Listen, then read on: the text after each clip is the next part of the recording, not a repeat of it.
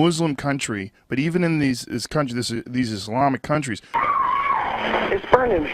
God, someone's that are throwing acid in the face. She suffered third-degree burns when her ex-boyfriend hired another man to throw acid in her face. These people that practice the Islamic religion. Have opened the door as you would normally, and one motion, bang, this is for you, mate. And it's a guy called, yes, and those are the words, David Phillips, which we'll get onto him in just a moment. These Islamic countries. The attack happened in daylight in downtown Vancouver, Washington. Keeping it real, real's how we keep it, get ready for Eddie. We encourage people to come to us and ask. Assalamu alaikum, greetings of peace. How are you guys doing? Welcome to the Dean Show. I have my special guest, Mustafa Sheikh Mustafa Omar. How are you doing? I'm doing great, alhamdulillah. You've heard of our friend Joe Rogan? Rogan, yes, I have. There's so many people that have been killed by drones that were absolutely innocent. A lot of them children, a lot of them women, a lot of them completely, civilians. Yeah, some of, he's pretty well known also in the jiu-jitsu community. I do jiu-jitsu. Mm-hmm. Some of my students have brought to my attention some of his episodes. He's had some great guests. They talk about nutrition, they talk about sports, they talk about different random topics. But the topics that he's talked about are a variety of different ones. But one that really caught my interest, and usually it's not just him, when people start talking about the thing that's most precious to me and yourself and over how many 1.7 billion Muslims, when they talk about Islam. Yeah. It really touches my heart. Right. But it also kind of throws you off when they start talking, they don't check their facts. Yeah. And I've noticed he had some people, some supposed experts on Islam, just candidly, just freely, openly speaking about it. But when you go back and fact check, and that's one thing that people appreciate about Joe, is that he has the person in the back end kind of checking the facts.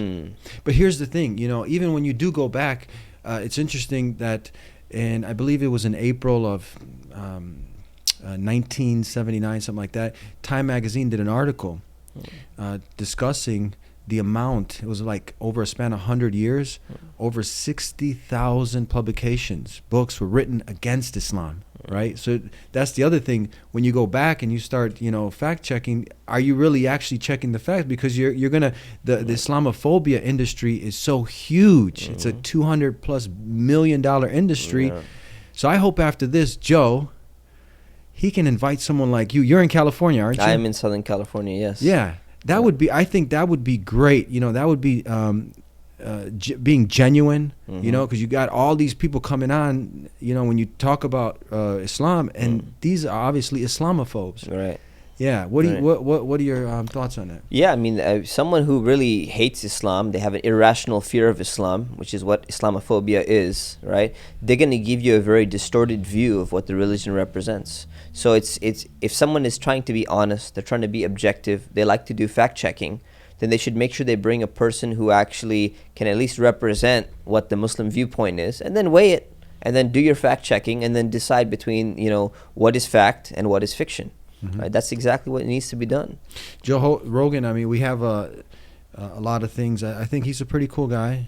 I think that he does jiu-jitsu, he's into health, he's into eating real food. We talk about those things. That's good, yeah. And I would paint to an individual like you've also trained a little bit jiu-jitsu, right? Yeah, for someone from the outside who doesn't know jiu-jitsu, right?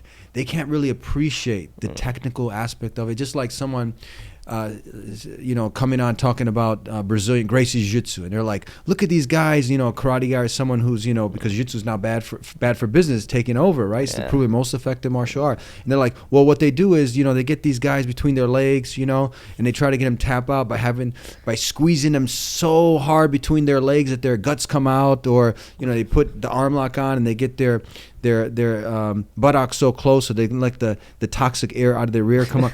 Just ridiculous things, but they can make up stuff like this. That's right. That's an analysis. Right? Exactly. They're commenting, but these guys, have Joe, who's an expert UFC commentator, right? Now someone comes on who doesn't know the sport, or and now let's say this guy's a golfer, right? And he's commentating, he's coming on, has no clue what's going on in the ground. Yeah. You can appreciate that. Now you're talking about Islam, right? And bringing on these, excuse my language, bozos. Yeah. They don't know what really Islam. You're an Islamic scholar, and this term is. Let's start with that. Islamophobia. Joe even said, He said, I'm Islamophobe. I am Islamophobic. Said it. Yeah, that's very unfortunate. I saw that clip, and this idea of he doesn't realize what Islamophobia is or what. In fairness, he also said he was Christianophobe. Right. Yeah, so we don't want to get him out of context. Yeah, but yeah. So the context in which he was trying to say it is that, look, I criticize all religions. I don't like other religions, and I should have the right to criticize all of them. And yeah, from that perspective, he's got a point. Yes, he can criticize other religions. Sure, he can criticize Islam. But there's two things you should keep in mind. When you're criticizing Islam, you want to, number one, at least be respectful, right? You don't have to put everyone else down when you're criticizing them, right?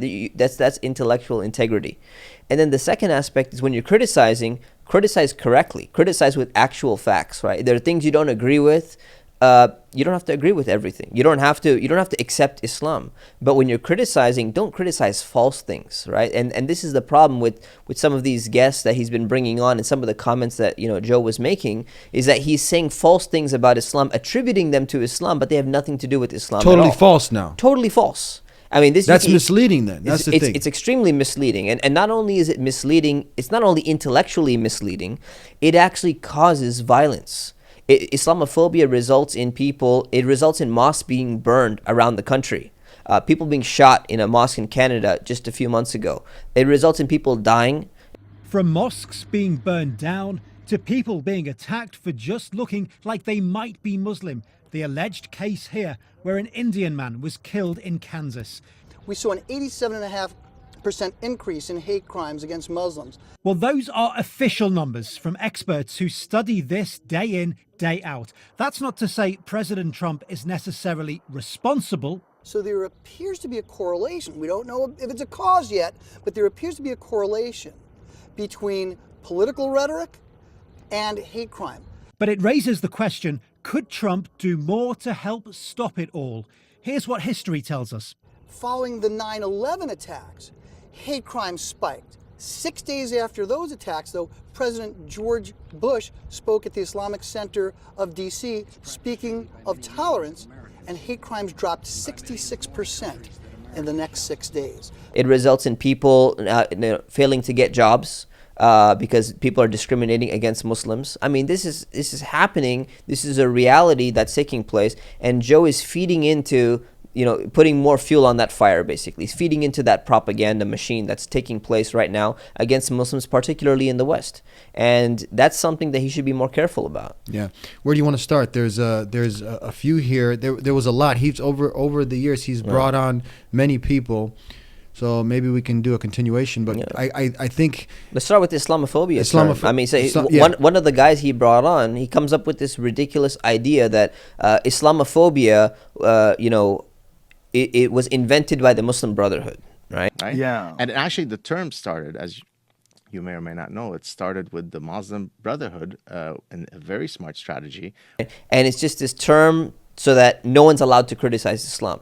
And that's not the point. You go to any university, in America, and there's articles, criticizing Islam or whatever it is, right? But it's done in a respectful academic manner. It's not done in a hostile manner. There's a difference between that. This idea of Islamophobia being invented by the Muslim Brotherhood, first of all, so what if it was? But what they're trying to say is that we should be scared of them. We should have this fear of what's going on. This is a complete, this is a hoax, basically. Someone came up with this random idea. Islamophobia is a term that's been used for 100 years. One of its earliest appearances was used in a book written about the Prophet Muhammad, peace be upon him, in French. So in 1918, they were using the term Islamophobia in French throughout the 20s, throughout the 30s.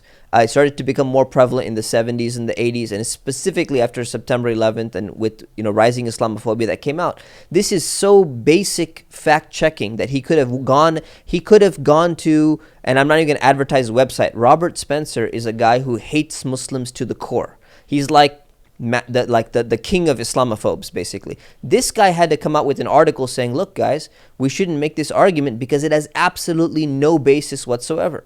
So if there was fact-checking going on, and I hope, he goes back and double-checks this is just a false theory. So we shouldn't just keep throwing out all these red herrings, which are false, just to distract people, away from the topic. Yeah, and that's not being intellectually approaching the topic, and it's not being genuine. And I think Joe, I hope that this gets to him, and we know some of the same people also, and I hope that he can take a turn towards the better and be more genuine in covering this, because it's something that does, like you said, affect the lives of so many people. So many people have, because of Islamophobia, the hate machine. Mosques are being burned down. People are being killed. Leaders in the Chicago area demand a hate crime investigation after 3 Muslim students were killed in North Carolina this week. The students were shot in the head Tuesday at their apartment complex. A very disturbing note filled with hate was found next to her. At 11:15 in the morning, the teen walks into the family's Skyview Street home to find 2 things: evidence of some kind of break-in in the rear of the home, and her mother in a pool of blood on the dining room floor. Next to her mother, she says, is a hateful note to the effect of, "Go back to your native country." Several U.S. cities, investigations are underway into possible hate crimes against Muslims. DeMarco Morgan is following this. Surveillance video shows a suspect punching, kicking, and stomping on a Muslim teenager in Brooklyn, New York. The beating took place outside a mosque during a midnight prayer service. Graphic pictures show how badly the teen and his friend were beaten. The mosque is urging police to investigate the attack as a hate crime. One of the victims says the attacker called him a terrorist as he kicked him. In Minneapolis, police are also investigating the recent shooting of 2 Muslim men as a possible hate crime. This weekend, authorities in Florida arrested 25-year-old Taylor Anthony Mazzanti in connection with the beating of a man outside the same mosque Orlando nightclub shooter Omar Mateen attended. Being killed. Women's hijabs are being ripped off. Violence is escalating, and I'm sure he doesn't want to be contributing to that. Absolutely. Yeah. Let's go on to the FGM, the female genital. He talks about the female genital mutilation. It's female genital mutilation. Yeah. He talked to Ayan Hirsi Ali about it, and she gets labeled an Islamophobe because she talks openly about the problems with the ideology. And she's a woman who experienced female genital mutilation. I mean, she had to flee her country, and now she's here writing books and giving lectures, and the hardcore left, the far left crazies, are attacking her as being Islamophobic. Yeah, and honor killings. Yeah. Honor killing is a real thing. Yeah, I mean, this is not like an imaginary idea that's never enforced. It's a real thing. Yeah. So he makes this comment. He throws in a bunch of stuff, and he's like, oh, well, these Muslims, they do female genital mutilation, and there's honor killings, and women can't drive, and just throws out a bunch of stuff, and none of this stuff is associated with Islam. So let's break it down real quick. Let's talk about women not being able to drive. Okay, women aren't even allowed to drive. Right. I mean, they have to have a male companion when they go out at night. Right. I mean, there's some unbelievably regressive ideas that are just accepted because we don't want to appear to be homophobic or, Islamophobic. This happens in one place, one country, and that's Saudi Arabia. Saudi Arabia's population, in terms of Muslims, there's 1.7 billion Muslims in the world. What is Saudi Arabia's population relative to 1.7 billion? It's like less than 2%. It's like almost negligible, right? When did women get banned from driving in Saudi Arabia? Like, when, in like 60 years ago, 100 years ago, since the time of the Prophet Muhammad, peace be upon him, until the 1900s, before the Saudi regime came in, women were riding camels and horses, whatever driving was at that time, right? So number one, you don't judge the entire Muslim population and say this is something to do with Islam, that women are not allowed to drive. Number two, this is something that they were driving, quote unquote, whatever they were driving at the time, camels, horses, they were driving for 1,300 years. So this is a Saudi thing. It is a Saudi Arabian cultural thing. Number three, if you ask the Muslim scholars in Saudi Arabia, is this ban on women driving, is it Islamic or is it cultural? The scholars in Saudi Arabia will tell you, the Muslim scholars will tell you, no, it's nothing to do with Islam. It's a cultural ban. This is part of our culture. This is what we do. We practice this.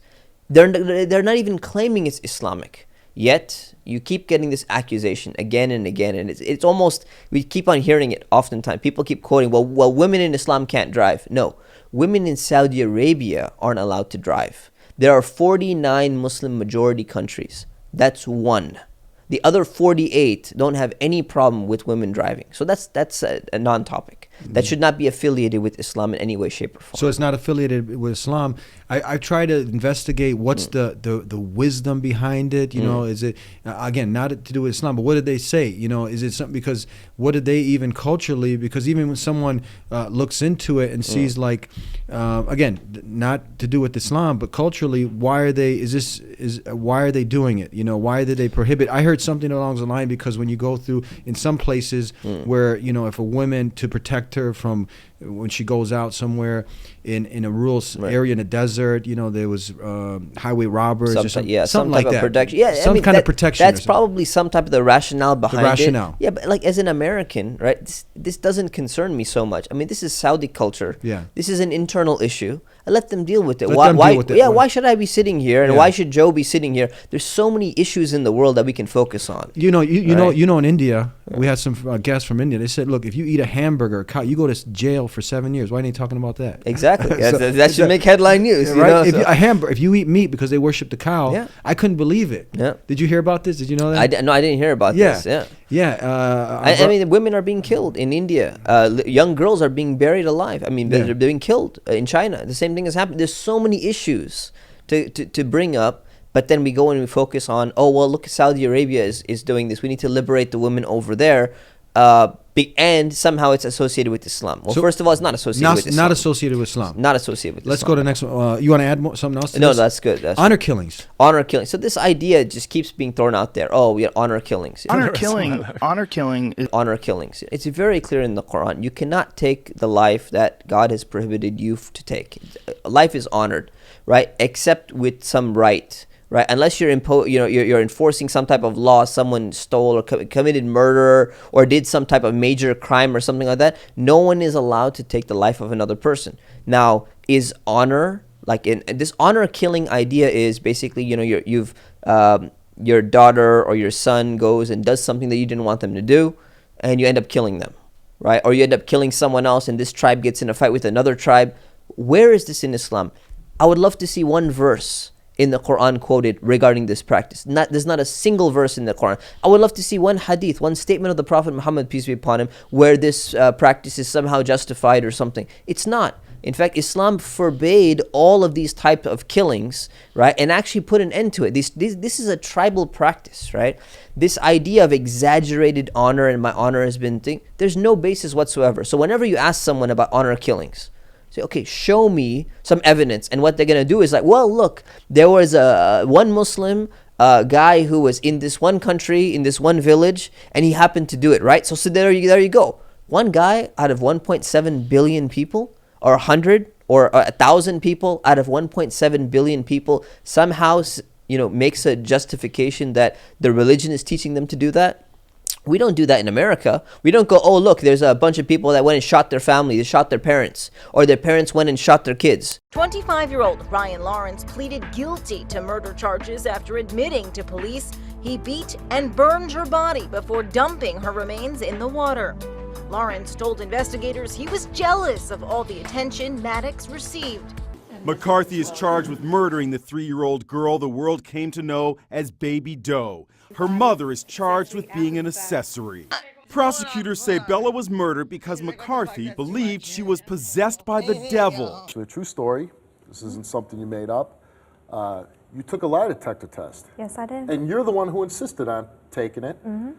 You passed it, telling the truth as far as you sleeping with your father. He says her ex-boyfriend bit off her nose. The accused ex-boyfriend, Chris Campbell, flew into a violent rage when Michelle told him their relationship was over after 8 months of dating. Even a barcode, like an item in a grocery store. FBI is telling us agents have rescued more than 100 children from sex trafficking rings in cities across the country. Sexual slavery here at home. How does it still happen? And here in America, the business of sexual slavery is booming. You don't say, oh, well, that's because they're American, or that's because they're Christian, or that's because they're secular, or because they were liberal, or because they were conservative. We don't make these kind of conclusions. But when it comes to Islam, the rules somehow seem to be changing. And it's like, oh, we're going to make these conclusions by what some of these crazy people or these bad apples have been doing. We're going to go and blame the entire religion. And that's disingenuous. Very disingenuous, very. And they bring up acid in the face. A Muslim country, but even in these Islamic countries. It's burning me. God, it's so much. It's burning us, kids. Christy Sims slipped into a coma. 2 months later, she awakened. And this is what she looked like. Against these radical fundamentalist people that are throwing acid in the face. The attack happened in daylight in downtown Vancouver, Washington. Bethany's mother describes the horrific incident. A woman approached her and said, "Hey, pretty girl," and she turned around and she asked if she wanted something to drink, and my daughter said no. The attacker splattered acid directly into Bethany's face. This lady, before we start, you say you'd known her for 10 years. Yeah. So you'd grown up with her? Yeah, we're friends since we were like about 11, 12, yeah. 21-year-old Ang Lee May from Phnom Penh, Cambodia was not having it when her fiancé, 23-year-old Leng Sochiata, broke up with her. She decided it would be a good idea to try and pour acid on him while riding on the back of his motorcycle. These things are horrible, right? That if Islam was implemented, the Sharia or the law, and you did something like this, throw some acid, or you bring harm to a human being like this, in this way, I mean, what would happen? Yeah, I mean, this is really, it's taking advantage of people's ignorance of Islam. Exactly, yeah. Most people don't know a thing about Islam. Right. And they're like, okay, let me inform you what Islam is. Instead of telling them, oh, Muslims believe in one God and they pray 5 times a day and they give charity and they fast in the month of Ramadan, let me just teach you these things, which are some cultural practice that I found somewhere, and let me attribute them to Islam somehow, so that you become afraid of Islam. Yeah. And that's where Islamophobia comes from. Yeah. This irrational, false fear of Islam. It's as my good friend gives this analogy, is as if Martians came down to the U.S. and they wanted to know about America. And all we told them about was the electric chair, the penal system, right? The electric chair, the firing squad, and all the other executions that are out there. And we didn't tell them all about all the beautiful things. Well, there's what 6,236 ayahs, verses in the Quran. How much does the penal code? I mean, to run any society, there's got to be laws in place. You got to have laws. Yeah. And what is it, 1% or 2%? It's a very small, significant. And then they see that they highlight the penal code, but forget about all the other beautiful teachings. Nothing else matters. Ironic. Yeah, that's cherry picking. Cherry picking. Yeah, that's the problem. Yeah. So we got FGM. FGM. Honor killing. Nothing to do. There is no honor in taking innocent life. You cannot. There's no honor killings in Islam. There is no honor killing in Islam. So Joe, right there, and his guests and whoever brought this, he was affected. He's a victim, like many have. But do you want to stay a victim? Right. There's 2 ways to be fooled, as the saying goes: to believe something that's not true, or to continue believing something, to refuse to believe something that is true. So we're bringing Joe the facts. All right. So you can turn away, or if he's genuine, he can really, I think, have you on. We get someone in that area. All right. Why not? He's done over almost close to 1,000 podcasts. Why not bring out a Muslim? He had all these Islamophobes, right?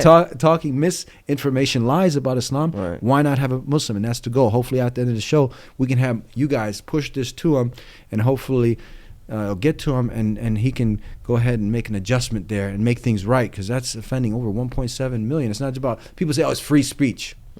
Just freedom of speech. What do you say to that? I mean, this idea, it's hate speech, right? And we have this conception when it comes to race.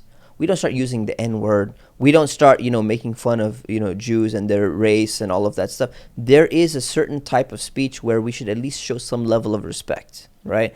And so this idea of hate speech, which not only is, you're free to talk, mention your ideas, but the way in which you mention them, in terms of how much implication will there be, how much violence will be caused, how much problems will result by the way you're speaking, that's just something that should be taken into consideration. And it is taken into consideration. Yeah. You can't yell fire in a crowded theater and not be punished for it. So there are certain restrictions on this idea of free speech that every society has to have in order to maintain some level of control. Freedom of speech is a good thing.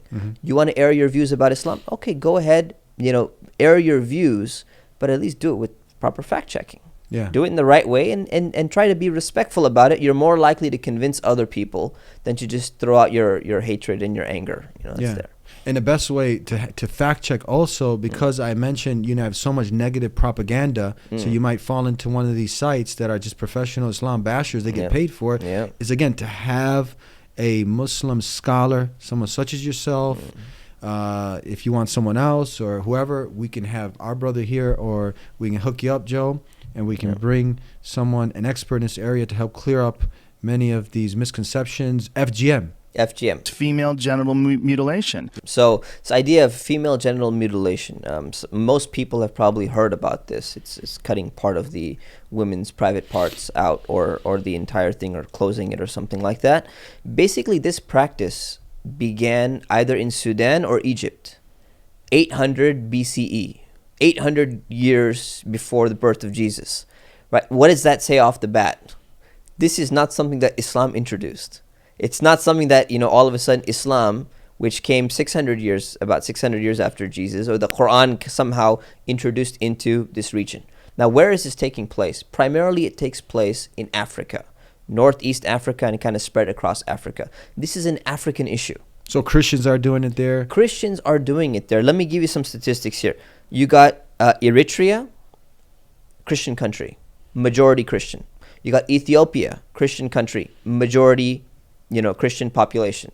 And the rates of FGM in these countries are 90% and 75%. Meaning that Christians are doing it. You look at the country of Niger. Niger is an interesting case. 55% of Christians in Niger are practicing FGM. 2% of Muslims are practicing FGM. So what's going on here? The Christians are doing it and the Muslims are not doing it. So what happened all of a sudden? Something flipped around. You look in Eritrea, you're looking at level 3 FGM, which is infibulation, which is the worst type, right? It's tribal. One tribe will do it and the other tribe will not do it. You say, well, why is one tribe doing it? Because it's a cultural thing, right? All the evidence indicates that this is a cultural thing, right? That, some Muslims do. Some animists are doing it. People who are have other type of religions. Christians are doing it as well. Coptic Christians in Egypt are doing it as well, right? So this is an African issue primarily. A few other countries like Yemen and Indonesia, because it has to do with demographics of how people moved into different regions and traveled. This is not an Islamic thing. This is not an Islamic problem. It's not an Islamic issue. Did the Prophet Muhammad, peace be upon him, did he have it done to his daughters? No. Were his own wives had this procedure done? No. There's absolutely no evidence whatsoever. So what it looks like is that basically, what probably happened is that this was a cultural practice, and the Muslims in that area were probably trying to use their religion to justify that practice, even though it's not a very strong justification. The Christians did exactly the same thing. They had this practice as well, and they tried to justify it. And what's really interesting is when Christian missionaries arrived in Africa, and people were, entering into Christianity. The Christian church, many of these Christian missionaries, they said, you guys got to stop this practice. You got to stop doing it. And they wouldn't stop.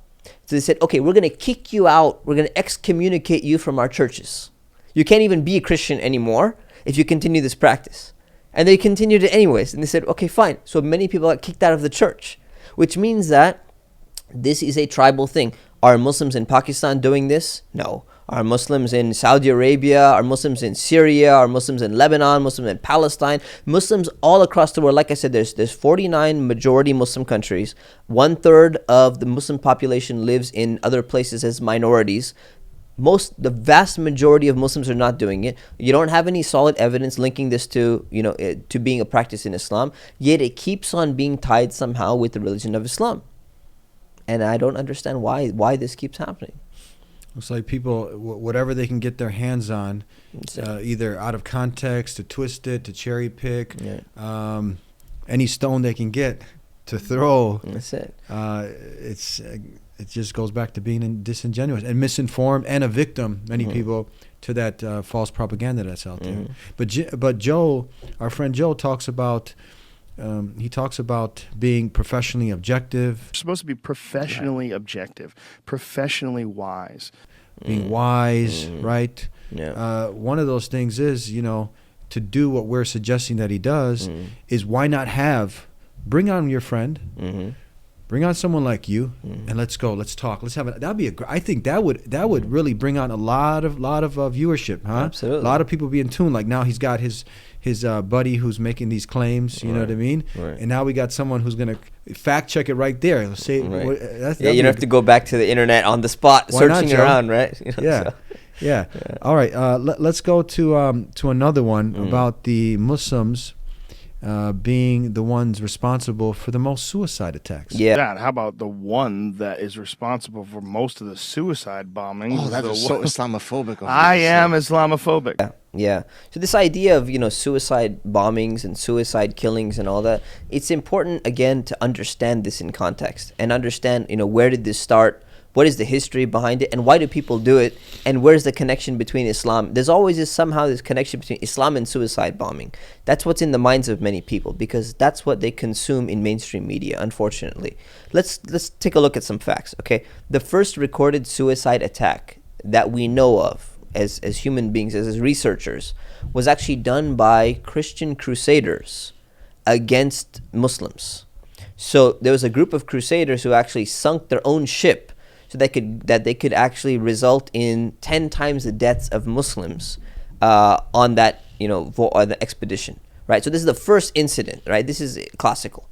Then you fast forward to the modern era. You find the first modern suicide bombing that's taking place in St. Petersburg, right? In let's see, what's the year I got? 1881, where they killed the Tsar, basically. The guy was not a Muslim. This was not a Muslim suicide bombing, and suicide bombings continued. It continues and it continues with kamikazes. So in war, you got the Japanese, and what they're doing is many Japanese are volunteering themselves to get in airplanes, and they go and they crash, bombs into certain, ships, and to sink those ships. The Germans are practicing the same type of suicide bombing techniques during the battle for Berlin against the Russians. So they're going and they're trying to destroy the bridges that are coming. They're sacrificing their own lives for a military purpose. And then what really happened is there really wasn't much suicide bombing during the Cold War period. That's really interesting. The reason why and this is important for everyone to understand, specifically Joe, is that the reason why there wasn't suicide bombing during the Cold War period is because the superpowers of the US and Russia, Soviet Union, they're equipping these little countries that are fighting with each other, right? They're equipping them with a lot of weapons. When you have a lot of weapons to fight other people back with, you don't need suicide bombing. So then what happened is that we don't see much during the Cold War. The next instance of suicide bombing that we start seeing is in Lebanon. So in Lebanon, when Israel goes and occupies Lebanon in the early 80s, you get a movement of people who cannot fight back against superior military technology that Israel has. So they start getting this idea of, let's go start doing the suicide bombings. What's really interesting, and this is how suicide bombing became prevalent in modern society today. It started in Lebanon particularly, and what's really interesting is 77% of the people who were engaging in suicide bombings in Lebanon, they were communists or socialists. They were not doing it for Islamic reasons. They were not doing it because, they're inspired to do for some Muslim cause or something like that. And what's more interesting is 8% of them were Christian as well, right? So this is not a religious thing. This is a secular thing, meaning in the sense that it's something that people are doing because they have no other military option to carry out anything.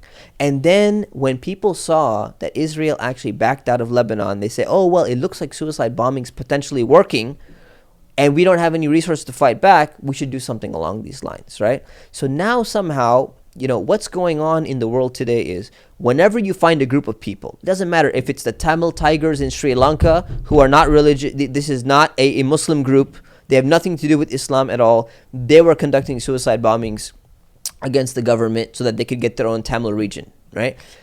Why are they doing this? This is a way for people who don't have many resources to fight back for whatever cause they're fighting for.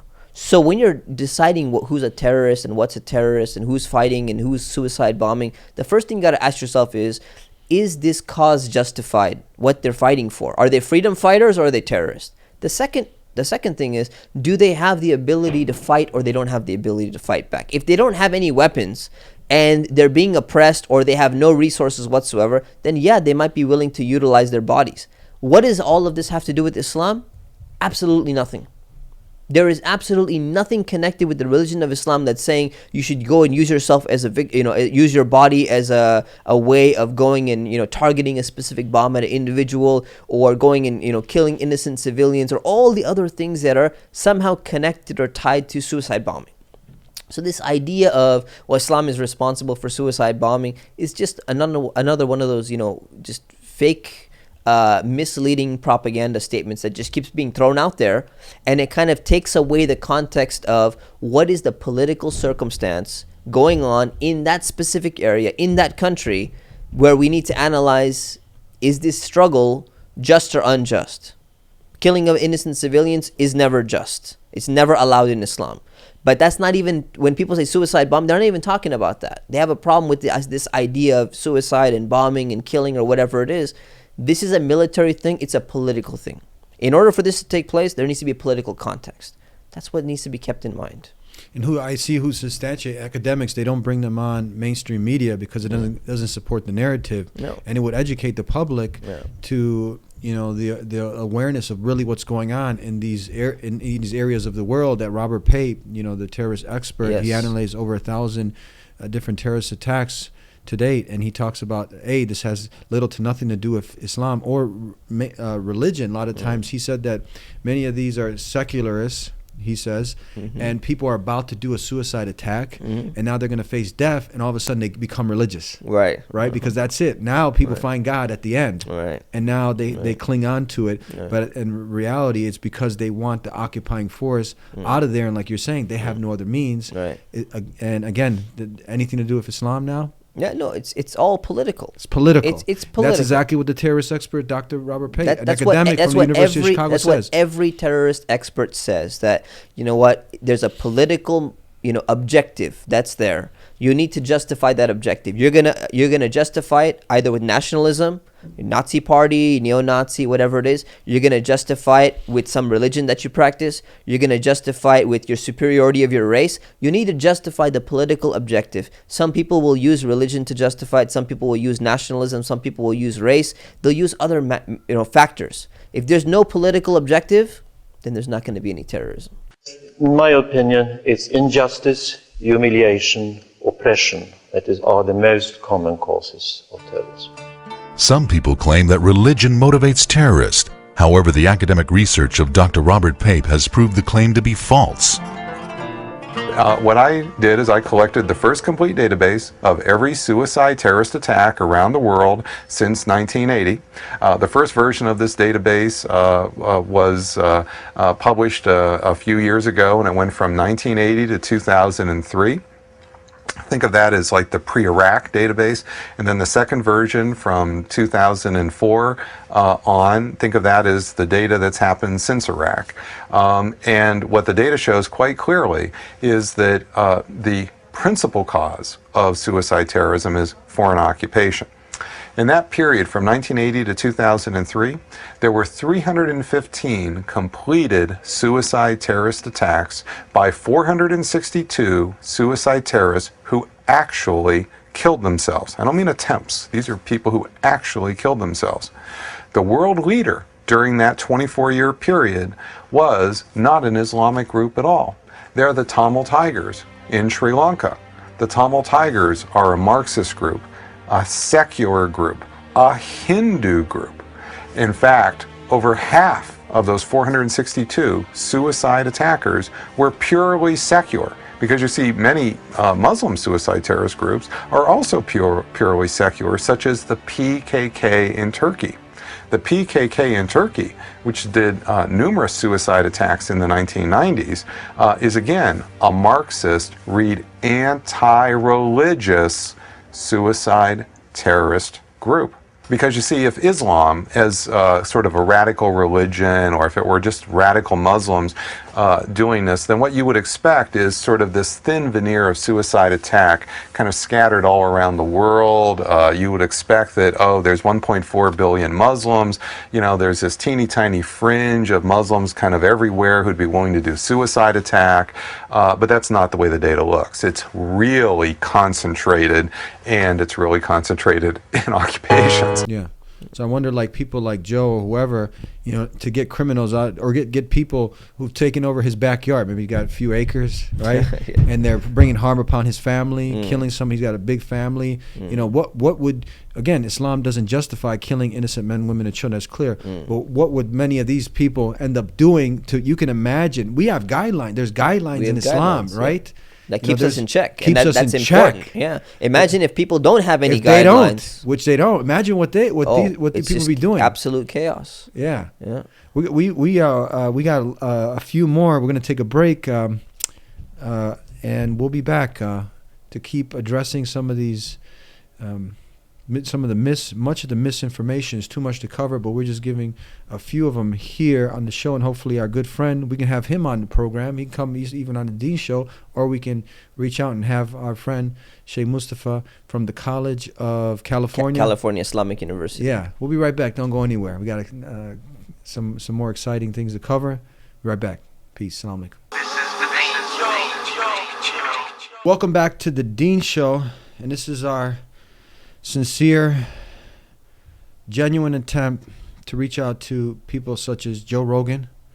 Has a massive following, one of the probably #1 podcasts out there in the world, and people who have been on his program, fans of his, kind of get them acquainted with the Muslims and some of the false propaganda, and the genuine people will be like, people don't like being lied to. Absolutely. Yeah.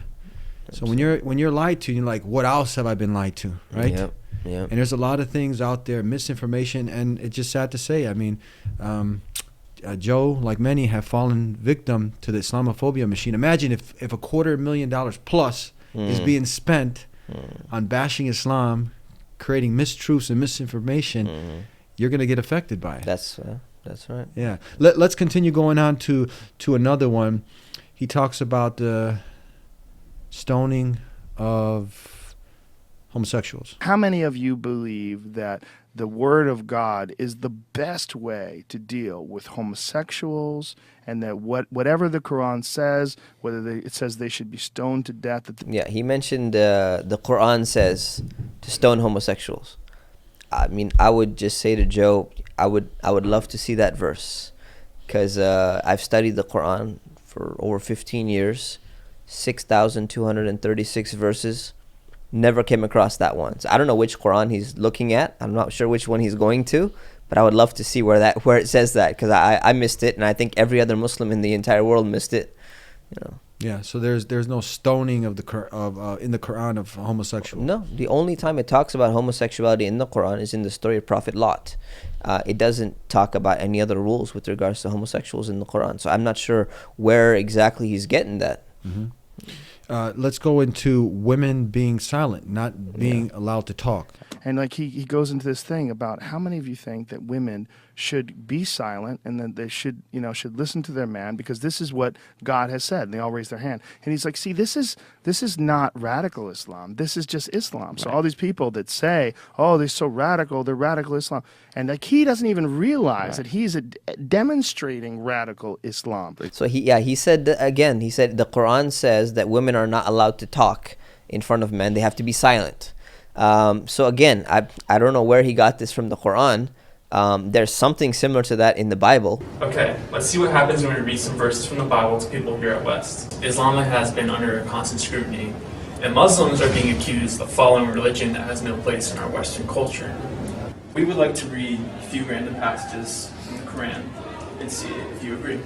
If you abhor my laws or reject my commands, you will have to eat the flesh of your own daughters and your own sons. Do not allow for a woman to teach.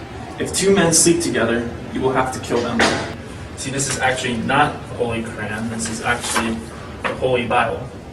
If she does, you have to cut off her hand and do not forgive her. That's the Holy Bible. Right. Why would that be in the Holy Bible? Does this surprise you? Yes, 100%, because you would never think terrible stuff like that would be in the Holy Bible. That's ridiculous. There's no way that's the Bible. I've read the Bible. That's definitely not in there, no. But if you were a Muslim reading the Holy Bible, do you think Christians would be radical? Yes, 100%. Yeah. But definitely not in the Quran. So maybe he mistook the two books. I'm not sure exactly what happened there. But this idea of, women being silent or them not being allowed to talk, this is just throwing, it seems like he's throwing out a bunch of random stuff. I mean, there's a surah, a chapter in the Quran, it's called Mujadila. It's about a woman who came and complained to the Prophet Muhammad, peace be upon him, about her husband. And God, Allah, puts this in the Quran, the story, like praising the woman, that she had the courage to go and complain, and that her husband was wrong. What he was doing was wrong, and she was right. So, like, if it's telling them to be silent, why is the Quran showing this story and saying, hey, here you go, you can check it out. It's called Surah Mujadila, the one who complained, or the woman who complained. It's near the end of the Quran. There's an entire chapter on that, and there's nothing like this. I don't know where this stuff is coming from or what sources they're coming from. I think the fact checking really needs some work there, and maybe there's in the show. Is there another guy in the back, like double checking the facts? But you know what? Maybe that guy should, needs to. He needs to hook up with a qualified Islamic scholar or source, exactly, and may get you on the phone. Say, hey, look, right now we're doing this episode. What do you think? And I'm ready for that. That's the problem with Google. I mean, the thing is, Google's great service, but you just throw in some things. There's something called SEO. I'm a computer science major as well. So it's called search engine optimization. So if you use the right tags and use the right thing and you pay the right people, they can get your results up in the search engine. So you're trying to search something, all the false articles with the propaganda and the misleading statements and all of that, they will be at the top. And that's what you said, this Islamophobia industry is over $200 million is being invested in all of this stuff. A lot of it is search engine optimization. So when you're trying to do your own research, you're going to get all these results coming in the beginning, and you got to get through it. You need to go to Google Scholar instead of just Google. Right? There's an academic research. You need to go and check with Muslim scholars. You need to look at their scholarly research papers to actually find this stuff and what's really going on. You kind of have to sift through it a little bit if you've been kind of programmed that way. Along with the quote I mentioned from Time Magazine, that's also the 60,000 plus books over a span of 100 years. There's probably not those same arguments that are the false arguments, the misconception. They're all put on the internet also, I'm sure. But don't we have, is that a situation where you also had now from one of the predecessors of the Prophet Muhammad, peace and blessing be upon him, Omar radiallahu anh, where a woman, he was stating something and a woman got up. He was giving a sermon. She got up. They didn't She got up in the sit middle. down, woman. She Shut got your up mouth. in the middle of the sermon. Right. Which you're not even supposed to. No one's supposed to talk in the middle of the sermon. But she was correcting him on something.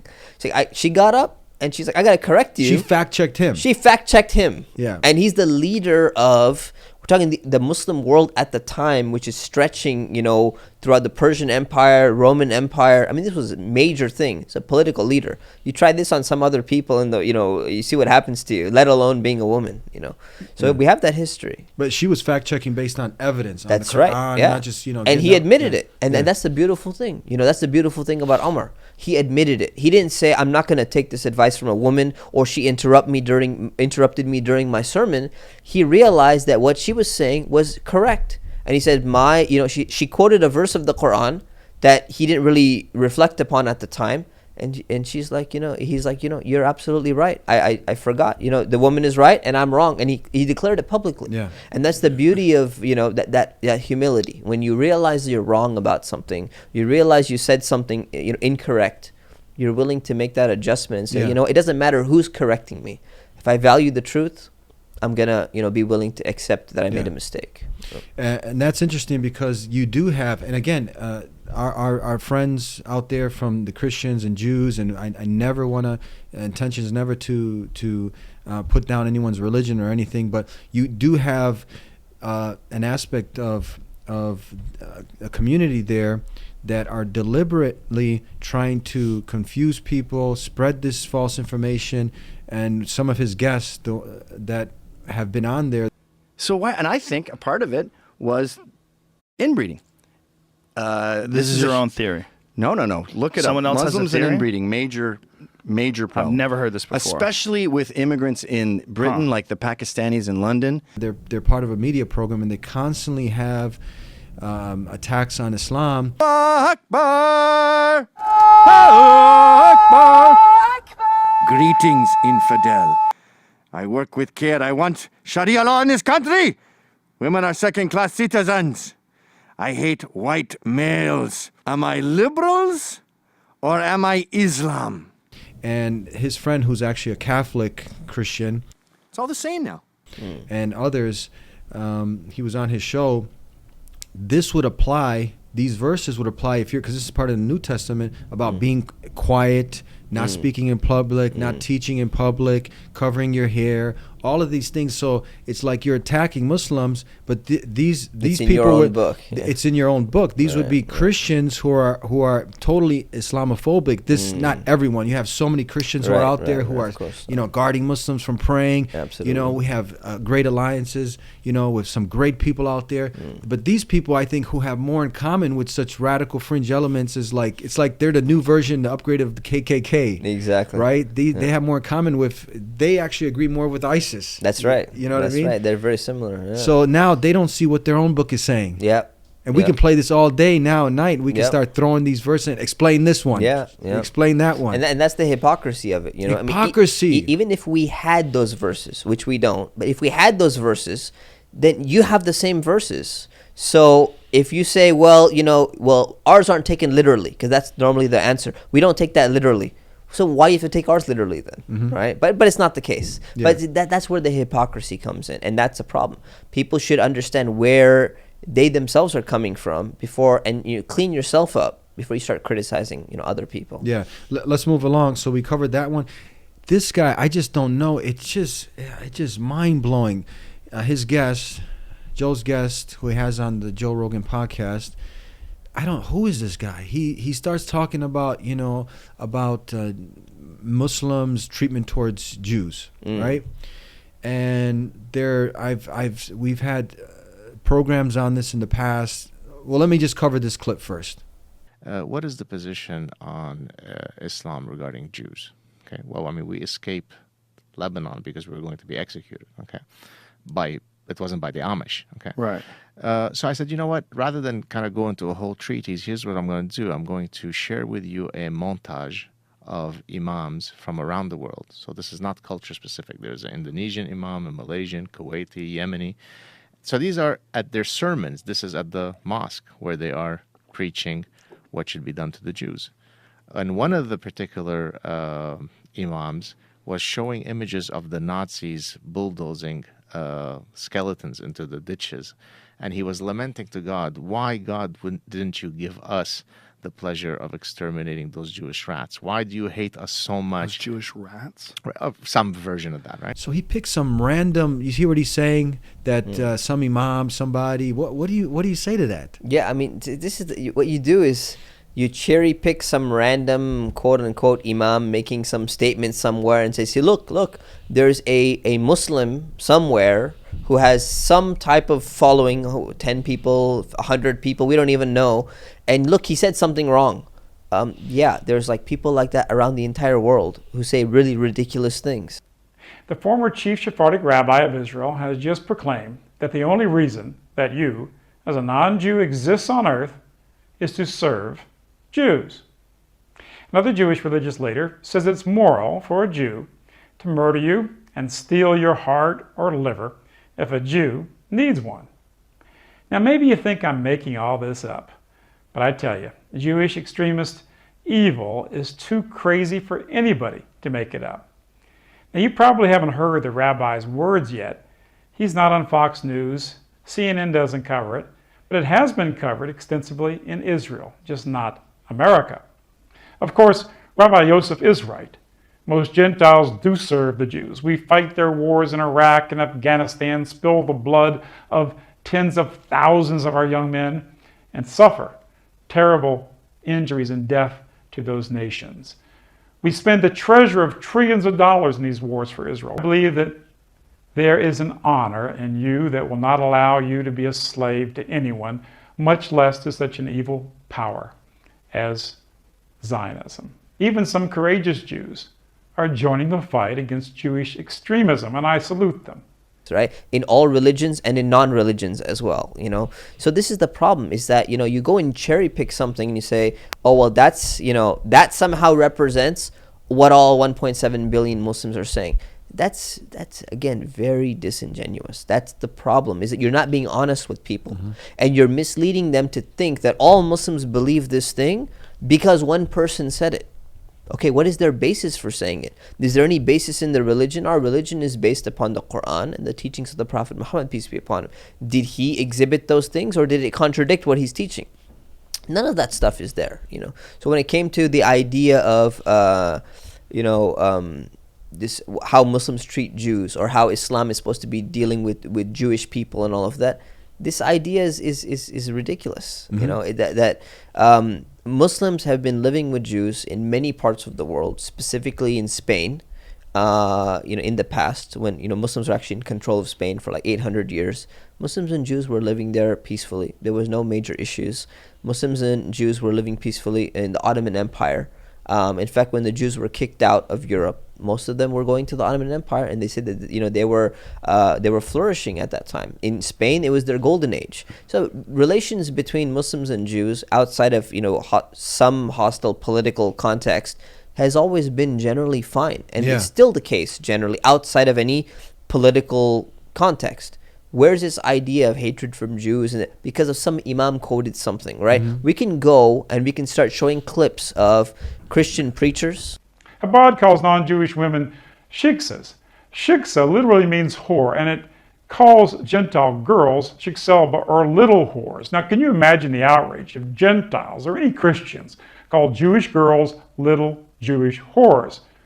But they do this all the time, in the media, in fact. Oh, sure, they're Jewish and you're a shiksa. What? It means non-Jewish woman. From Catholics, from Protestants, we could show Jewish rabbis saying something. Every Gentile member of Congress voted to honor this freak who says that every Gentile and every Gentile congressman is totally evil, and every one of their wives and mothers, daughters is a whore. Now, that's true slavery. When you vote to honor somebody who says your mother is a whore, and who tells you that your sole purpose on earth is to serve we superior Jews. We can go and show atheists, we can go and show agnostics, we can go and show UFC fighters, right? Which Joe was, MMA. We can show a bunch of MMA people making ridiculous statements. Are you going to go and say, look, this represents all MMA fighters? Hey, USA! Wake up, USA! Go back for you, go for Jesus! Not forget Jesus, people! No. Joe wouldn't think that. No one else would think that. So you don't do that. You don't go pick a few bad people, make their statements, and then say, well, see, this represents everyone, So now your audience is getting a picture portrayed to them like Muslims hate Jews, Islam teaches hatred of, Jews, and now that incites like these guys. And now you're hearing acid in the face, you're hearing female genital mutilation, honor kill. Man, I had a guest the other day. He said, I watched Fox News. I got my PhD thesis in what was it? In one area, I forgot what it was. And he said, it was making my blood pressure go up listening to, and I know the facts. Right. So imagine someone is listening to all this. People are generally good people, and you're dehumanizing them, and you don't have the facts. But when you facts check, if you look at, it's one thing us saying this, but when you have in the Jewish Chronicles, when you have academics, historians like this Jewish professor David Warrenstein, he wrote the JC essay, and he says Islam saved Jewry, the Jewish people. There's a great rabbi out there, Rabbi Singer, and he talks about the Jews had it better than in any other place, no better place than they were in the Muslim lands. Yeah. And I've studied all my life the rabbinical school from A to Z. I come from the most traditional, what's called black hat world, okay? My father is a great teacher at Rosh Hashiva. I come from the traditional world. We all have our nut jobs. We have crazy Jews, wackos, and we have crazy Christians, and we have crazy Muslims. We all have our nut jobs. Welcome to the show. And they're good people. They're so sweet. I mean, I'm talking to people I interact with. I'm not saying the head of ISIS is sweet. They're maniacs. ISIS came here to Jakarta to kill Muslims. I mean, they're wicked what they're doing. And they abuse these texts in the Quran and the Hadith in order to kill people and rape women and so on. And all Muslims, all majority of Muslims condemn this. But so I'm talking about people who are serious, who really care about God, who care about the truth, who recognize there's a problem. I'm talking to you. Everyone else, you don't have to listen to the show. Shut her off and go somewhere else. I don't mean that disrespectfully, but if you can't separate the two, then you're going to be in La La Land. But if I read other news, I'll think that all Muslims are a bunch of baby killers. So, and drive planes into buildings. Forget that garbage, okay? That's nonsense. Let's talk facts now. And this is why Jews got along with Muslims beautiful, not with Christians. My family was wiped out in the Holocaust. Wiped out. Almost, just by luck, my great-grandfather came to America, went back, and my grandmother came when they were able to come, but everybody was wiped out in my family. I think 42 members of my family were wiped out by the Nazis. May they perish in hell. But those were all Christians. They weren't, and don't tell me the Nazis weren't Christians. Believe me, they had a belt buckle on the Waffen-SS, Gott mit uns, and whatever. I don't want to get into that point, but it did not happen in Islamic countries. Okay, the Holocaust did not happen in Islamic countries. It happened in Europe. Europe, Europeans directly or passively murdered the Jews, wiped out all of European Jewry. 1/3 of the Jews were wiped out between 1942 and 1945. But Jews were safe in the Arab. Now, with the whole thing in the Middle East, yes, there's problems now. But what do you want to do? You want to go throw gasoline on a fire? And when the Quran is critical of Jews, they're critical of Jews, believe me. If you read Ezekiel and the criticism of Ezekiel to Jews who weren't keeping Torah, the criticism found in the Quran, Lahavdil, doesn't touch Ezekiel 23 or 16. It doesn't come close. The Jewish Bible is much more critical of the Jews. Any Muslim who really sincerely studies Judaism really studies it, not propaganda on some dumb website. You know what I'm talking about. Because on the same dumb websites, you have the crazy websites saying that Muslims are a bunch of suicide bombers that kill people, and I'm not even going to these filthy dogs say this. So I'm not talking about the crazies, but the serious, serious people. One of the things that both Jews who study Islam or Muslims who study Judaism go, whoa,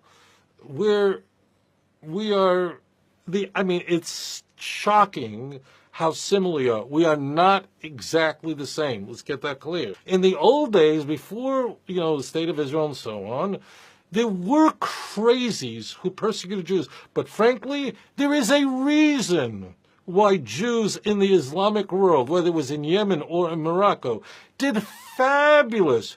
We did better than the Muslims did. The Muslims were killing each other, and the Jews were doing great. Now, were there exceptions? Yes. How did we get along so well?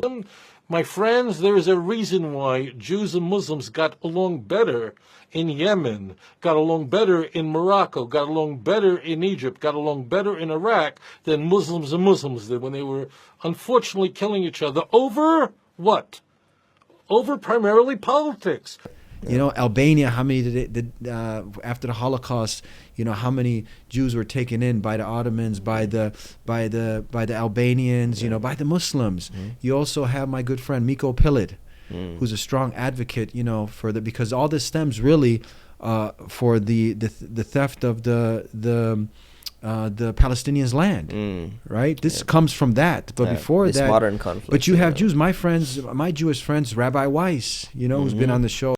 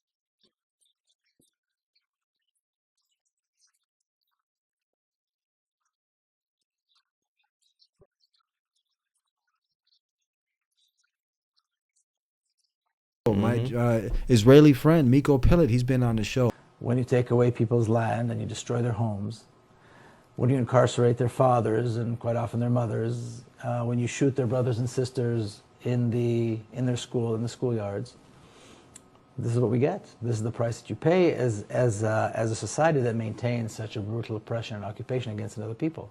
There's a price to be paid, and this is the price that we pay, and therefore they both felt that they both held the Israeli government responsible, because the Israeli government is responsible for the reality that exists there. Now, someone just said that's an anti-Semitic statement you just made. Somebody's pointing the finger and say, this guy's anti-Semitic. What do you have to say about that? Well, I'm Jewish, so being anti-Semitic is nonsense. Number one. Number two, being anti-Semitic means being racist against Jews. I'm not racist against Jews. But I am critical of the state of Israel. I'm critical of Zionism, which has really nothing to do with Jews, although they claim to. So there's nothing anti-Semitic about criticizing Israel. In fact, most Jews don't even live there. Most Jews never accepted Zionism, so I don't think that has anything to do with it. And it's a claim that's being thrown out when there's nothing else to say. When the other side, the pro-Israeli side, the side that supports the violence in Palestine, has nothing to say, they say anti-Semitic. Well, so they say anti-Semitic. What if someone says, look, he's just a self-hating Jew? Have you heard this statement? Yeah, well, I certainly don't hate myself, so that's nonsense. And I don't hate anybody else. I think it's one of those things they throw at you when they've got no argument. And these people, they love Muslims. They get along. They tell the facts, a totally different story, an academic story. But what is this story? This story that these guys, he's picked some rotten plum out here, and exactly. Yeah. Unfortunately. What is that? Is that genuine or disingenuous? What do you say? Absolutely. That's why it's important to have a variety of guests. And have a variety of opinions. That's the only way to arrive at the truth. Yeah. Let's move on. So he talks about women now, women being forced to cover. That's true. But if it's some imam who thinks that, women should cover themselves up like they look like Jabba the Hutt, or what is it? Was it Boba Fett? Whichever one. Whatever it is. Please direct your hate mail to Joe Rogan. Bring it on. And he has a problem with that. Yeah, the language that he uses. The language, that's the thing, the language. That's the thing. I mean, he says, he's making fun of Muslim women who are choosing to cover their hair because, one, it's a religious requirement, and two, they're doing it out of modesty. They're not the first people in the past or even today who cover out of modesty. Women wear hijab when they go outside of the house. I mean, who are not even Muslim. Can you equate that? Yeah, absolutely. Yeah. I mean, they're people aren't walking around naked. Yeah, exactly. They're covering themselves. There's a type of modesty that's there, right? But he's going and saying, they're dressed like Jabba the Hutt. I didn't really get that example. Then he corrected and said, "Oh, then they're dressed like Boba Fett." Not cool. Man. Not really. It's not cool. It's not cool. So, and especially not in the current climate. Yeah. Where you got France just passed a law that forbade Muslim women from wearing their quote unquote burkini, which is like their hijab that they're gonna go and swim on the beach with. It's forbidden. They're not allowed to even practice that. You want to talk about freedom of religion or freedom, to criticize, or all that freedom that we keep hearing about. They can't even go to the beach. You're not allowed to dress how you want to dress, right? And then to make fun of them and use some Star Wars figures and all of that stuff, it's not cool at all. When bullying is an epidemic now. Yeah, it's a major epidemic. It's huge. Specifically Muslim women who are being bullied. I mean, bullying's not cool, man. It's happened to many of my friends. I know personally, my wife's friends, they go out in the supermarket. People not only give them stares, they actually shout insults at them. Why are you wearing that rag over your head? Why are you doing this? They don't even feel comfortable going to the grocery store. And this is not some exaggerated feeling. This is fact-based, right? Muslim women have had their hijab ripped off from them. And this is not an isolated incident. This is happening on a major, significant level. So just throw it off and say, you know what? Well, we have the freedom to criticize your religion, but you don't have the freedom to dress how you want to dress. You have to adopt our understanding, our principles of what modesty or of what freedom of dress should be like, right? That's exactly the type of narrow-mindedness that he's criticizing in all these other aspects. So you got to be consistent. Yeah. You have to be consistent in what you're saying. There was another Jewish academic, and this is interesting. This is what he said, Dr. Norman Finkelstein. He said, when Europeans came to North America, the thing they said about the Native Americans was that they were so barbaric because they walked around naked. The European women at that time, they were wearing 3 layers of clothes. Then they came to North America and decided that the Native Americans were backward because they all walked around naked. And he continues and he says, and now we walk around naked and we say that the Muslims are backward because they wear so much clothes. Can you imagine anything more barbaric? Banning women from wearing headscarves?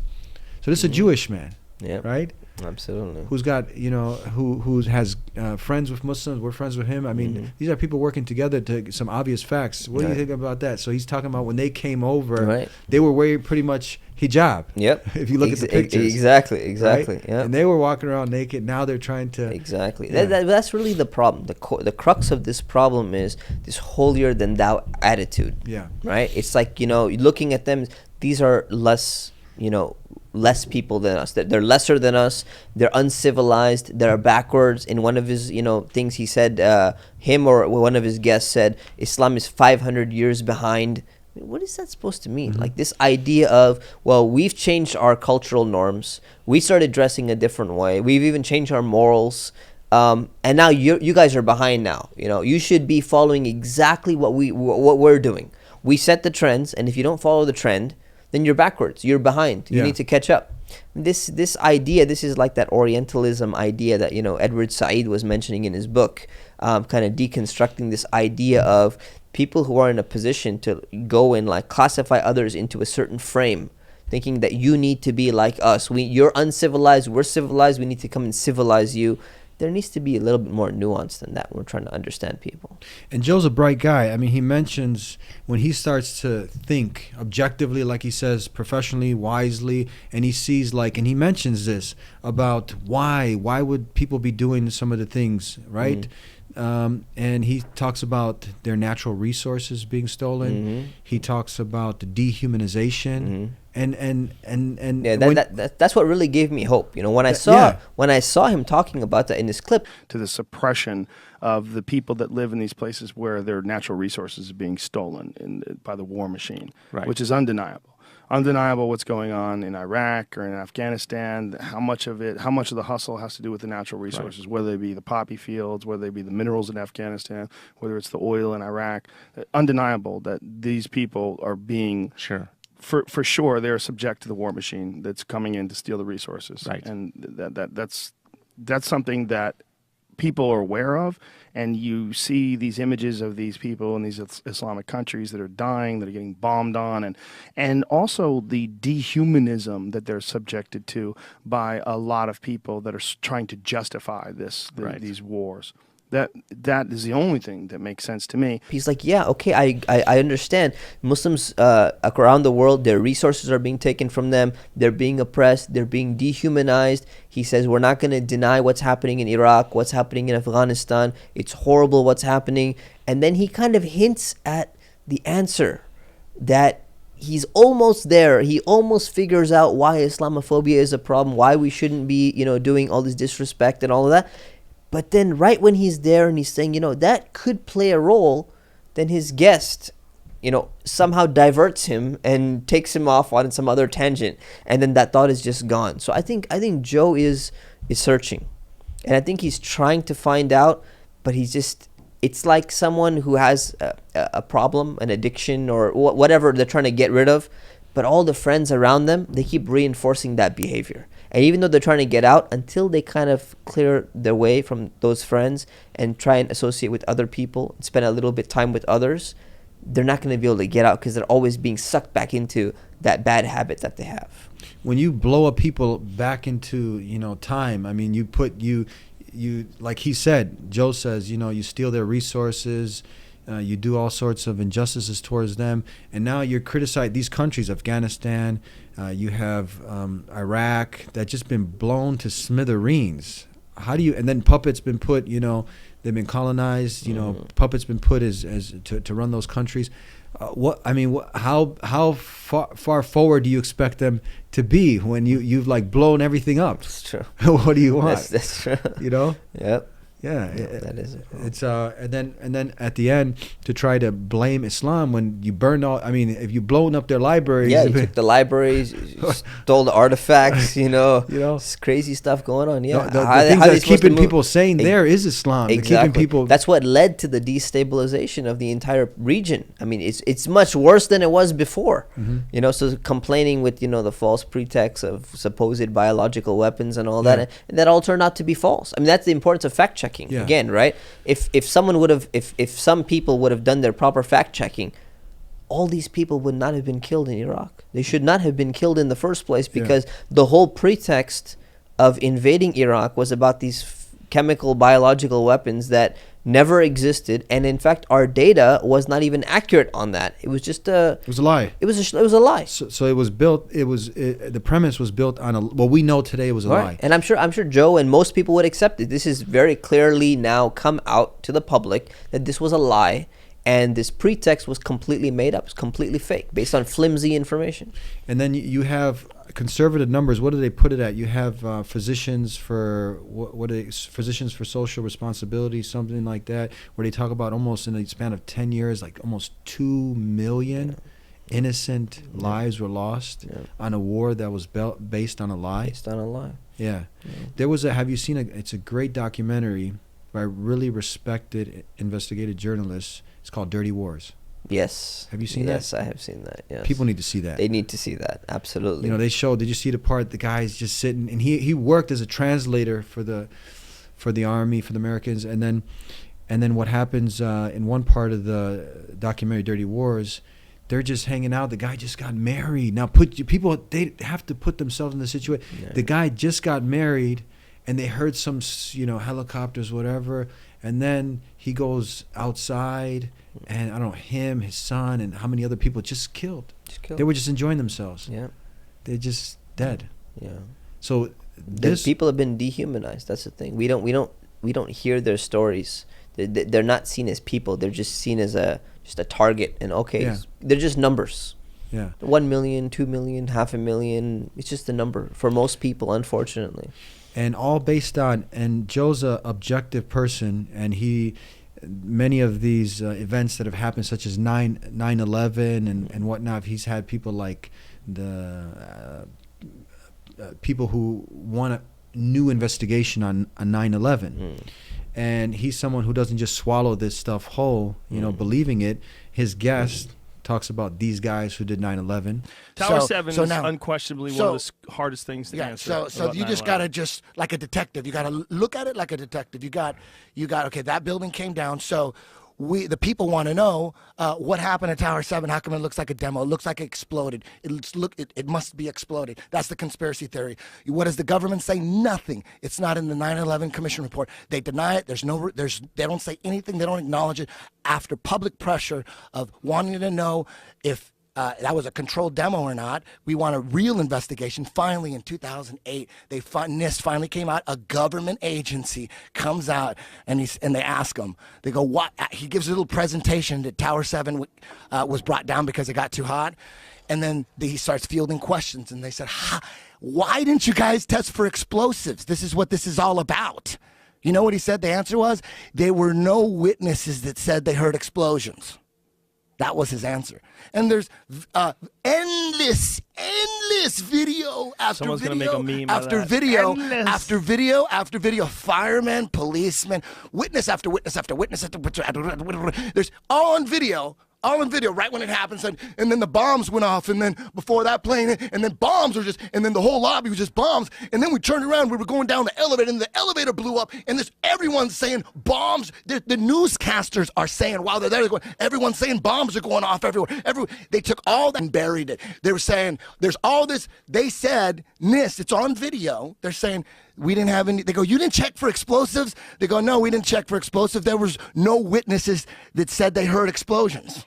Now, I'm not going to get into, the over 2 or close to 3,000 architects and engineers, that are calling for reinvestigation, family members and whatnot. I'm a family member trying to find out the answers to the murder of 3,000 plus people. Please look at architects and engineers, people all around the world, scientists all around the world are questioning this. It took some kind of consciousness raising on my part before I was willing to look at the possibilities. And really, you need to go where the evidence leads. As an engineer, I have 3 degrees in engineering. I signed that petition for architects and engineers for 9/11 Truth some time ago because the American people absolutely need the truth of 9/11. Look at the evidence. In fact, I'll say this very categorically. Any reasonable person who looks at the evidence that's been brought forward has got to come away with the feeling that something has to be done, a real investigation has to be put forward. But now the example that I want to strike is, if again, one innocent life is tragic enough, that's just horrible. Islam condemns it, it doesn't condone it. But now imagine, like, if that, we've been off of that, how many people have died because of that in another part of the world? Right. So that cycle, that hate now, that violence, terrorism cycle. So now the feelings that you feel, never forget. Mm-hmm. Now you're bombing, droning all these people. People, they don't put themselves in the other people's shoes. Right. Not justifying, not at all, killing innocent men and children. But what are these people feeling? They're human beings too. How it's like these people are just less human. What do you have you talked with people? What do you ask them? Like, are you do you innocent life there, blood here, same blood, it's same. I mean, yeah. I mean, everyone claims that all blood is equal, but they don't really treat it as unless equal. It's trending. Unless it's trendy. That's the problem. We live in like a very trendy society. News is trendy. It'll last 1 or 2 weeks, and then it doesn't matter how important it was. It's gone, right? And just people's information, people's understanding of the world is extremely restricted. And they don't really understand. Before, when we were about to invade Iraq, people couldn't identify where Iraq was on a map. Many people probably still can't do that. I mean, they don't really know much about the world yet. We're supposed to be these very highly educated, enlightened intellectuals today who are supposed to understand things. The vast majority of people don't understand things. They think they understand. I think there's a lot of overconfidence in people's own moral compass. Mm-hmm. There's a lot of overconfidence in people's view of what they think they know about the world and the way the world functions supposedly in this enlightened time that we're living in, right? Despite all these people being, living misery, dying, getting killed, just having their resources stolen, all of these things that are happening, either people, they don't know about it and they're not going to take any effort to go and investigate, and it should be presented to us, but it's not, right? Because of propaganda and war machine and all of that stuff. Or people know about it, but they're distracted. You know what? It's really sad. I just heard that 1 million people got killed in Iraq. That's really, really bad. It bothers me. But you know what? Let me just go buy a cup of coffee and let's go watch a movie. Mm-hmm. We just numb ourselves and just get rid of it. There's nothing wrong with watching a movie or buying a cup of coffee, but to just forget about that and all of a sudden, we just go and entertain ourselves.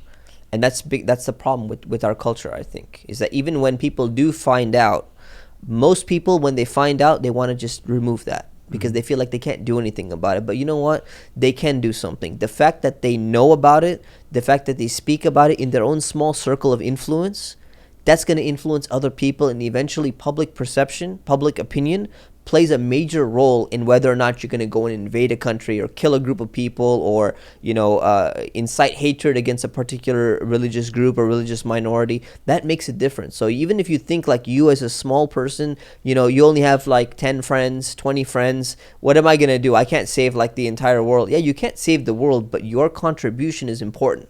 And if enough people do that, then you can make a big difference. And people like Joe, they don't just have a small circle of influence. They have a huge circle of influence. So when someone like that does a small part in removing some of these myths, talking about, we shouldn't be killing these people and we shouldn't be, putting a hatred against them, it plays a major role. Major role. A major role. Yeah, and again, the experts that we quoted, one, I'd like to mention Dr. Pape from the University of Chicago. Mm-hmm. Again, he clearly states, and they don't bring him on mainstream media because then that would garner the support of more people to be against this hate war cycle. But and he talks about it's all about foreign occupation, little to nothing to do with Islam. But you have this force now coming out, with all the negative propaganda, spewing this false information. So now oh, these people do honor killings. Oh, these people oppress women. Oh, these people, basically making them less human. So now people just don't care. They think, okay, they deserve to be bombed. Exactly. Just bomb them. Keep bombing smithereens. Exactly. And blame the Islam. The Islam is the problem, That's right? it. To divert people's attention from the real problem Yeah. over here. Yeah. Exploiting people's resources, you know, their land and whatnot. What's really, what's the root problem causing this? Right. It's not Islam. Right. Exactly. Yeah. So hopefully this is our humble, genuine attempt to reach people like Joe Rogan and get you and others like yourself on his show. That would also show a good attempt on his side to be genuine and not to be balanced, well balanced. Absolutely. I would love to. And if he wants to even meet just privately first or something like that, I'm more than willing to, talk to him about You're these the things. imam at a big community in what part of California? In Orange County, in Anaheim, California. Anaheim, California, Joe. We have our good friend here, also the Dean of Academic Affairs for the College of Islamic California University there of Islamic Studies. Yes. So we have a person who's qualified, who can help fact check a lot of these things. Anything else we missed? I think that's it. We got a lot covered here. We covered quite a bit. There was a lot more. Hopefully in the future we can hope we get a good response, and people can help push this out there to Mr. Joe Rogan. And if we get you on the show, we can get him on the show if he's ever in Chicago. Our door is open, and if he gets you, hopefully this has produced much good. And if not, hopefully the people that watch this, they have a better understanding. And the haters are always just going to hate. It doesn't matter. People just look for a reason to be angry, something to, take and throw. Yeah, they're not going to go away. There are people like that. But you know what? We hope to reach out to the people who seem to be more objective and are willing to listen. Yeah. That's our job, and that's what we want to do. And that's it. We're out of time. I'd like to thank you. Thank you very much being with us again. And thank you guys. Thank you, Joe, if you listen, and all the people, his viewers, our viewers, and tune into the Dean Show every week. That's what we're here, to sincerely try to deliver, clear up the misconceptions, and deliver the true message of Islam. And we'll see you next time. Until then, subscribe if you haven't already. Like, share, get this out so more people can benefit. See you next time. Next week, same time, same channel. Until then, peace be with you. Salam alaikum. The Dean Show. We encourage people to come to us and ask.